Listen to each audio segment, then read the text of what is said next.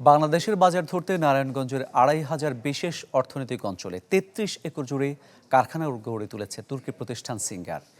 ইতোমধ্যে ইউরোপীয় মানের ফ্রিজ উৎপাদন শুরু করেছে প্রতিষ্ঠানটি। এই অঞ্চলে বিনিয়োগকারীদের বিশেষ সুযোগ সুবিধা দিচ্ছে সরকার, যে কারণে দেশি বিদেশি বিনিয়োগকারীদের আগ্রহ বাড়ছে প্রতিনিয়তই। রাকিব হোসেনের রিপোর্ট, ছবি তুলেছেন সবুজ হোসেন। নগদের কাছে সব গ্রাহকই প্রিয়, তাই তো সারা দেশে ক্যাশ আউট চার্জ সবচেয়ে কম।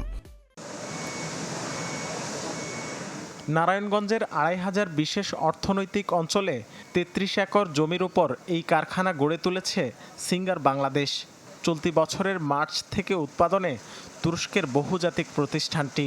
ইতোমধ্যে যেখানে কর্মসংস্থান হয়েছে ৫০০-র বেশি মানুষের। এই কারখানায় সিঙ্গার মূলত টিভি, ফ্রিজ, ওয়াশিং মেশিন সহ নিত্য প্রয়োজনীয় ইলেকট্রনিক্স পণ্য উৎপাদন করবে। বাংলাদেশের বিশাল বাজার, শ্রমিক সহজলভ্যতা ও বিশেষ সুবিধার কারণে এখানে বিনিয়োগে আগ্রহী হয়েছে প্রতিষ্ঠানটি।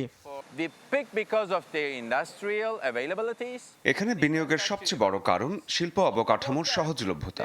এর সঙ্গে রয়েছে ওয়ান স্টপ সার্ভিস। সব মিলিয়ে এটি আমাদের জন্য গুরুত্বপূর্ণ। ইতোমধ্যেই জাপান, জার্মানি, যুক্তরাজ্য ও বাংলাদেশের আরও ৭টি প্রতিষ্ঠান এই অঞ্চলে বিনিয়োগ শুরু করেছে। সেই হিসাবে এখন পর্যন্ত বিনিয়োগ ছাড়িয়েছে $১ কোটি ঘর।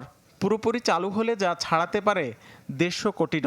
সেজন্য দিনে ১৩২ মেগাওয়াট বিদ্যুৎ, ১০ কোটি ঘনফুট গ্যাস, ৩,০০০ ঘনমিটার পানি ও প্রায় ২,৫০০ ঘনমিটার বর্জ্য পরিশোধনের ব্যবস্থা করা হচ্ছে।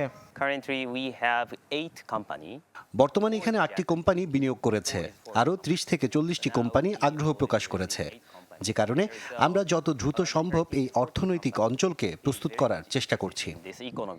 এই সংযোগ সড়ক থেকে শুরু করে অভ্যন্তরীণ যে সড়ক যোগাযোগ ব্যবস্থা, সেটা অত্যন্ত আধুনিক মানের করে সৃষ্টি করা হয়েছে। একই সাথে হচ্ছে যে বিদ্যুৎ, গ্যাস এবং পানি, সেটা নিরবিচ্ছিন্নভাবে আমাদের সরবরাহ করতে পারি, তার সমস্ত প্রচেষ্টা এখানে নেওয়া হয়েছে।